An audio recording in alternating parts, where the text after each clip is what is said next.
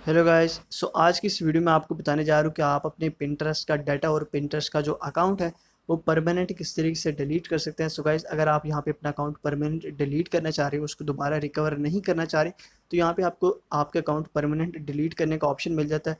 So guys, यहाँ सबसे पहले आपने पिंटरेस्ट अकाउंट में आना और यहाँ पे आपको सबसे नीचे जो प्रोफाइल का आइकन मिलता है आपको यहाँ पे टैप करना है। और गाइस, अपने पिंटरेस्ट की प्रोफाइल पे आने के बाद आपको अपर राइट कॉर्नर के ऊपर ये थ्री डॉट्स का ऑप्शन मिलता है, आपको यहाँ पे टैप करना है और यहाँ पे आपको सेटिंग्स वाली ऑप्शन पे आ जाना है।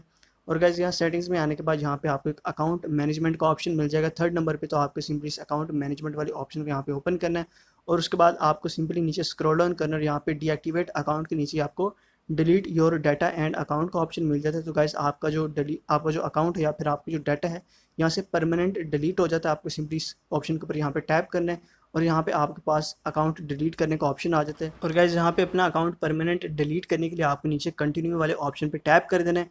और गाइस, इस तरीके से आपका जो अकाउंट है यहाँ से परमानेंट डिलीट हो जाएगा, यानी फॉर एवर के लिए आपका अकाउंट यहाँ पे जो है वो यहाँ से रिमूव हो जाएगा और इस तरह इजीली आप अपना अकाउंट यहाँ पे डिलीट कर सकते हैं।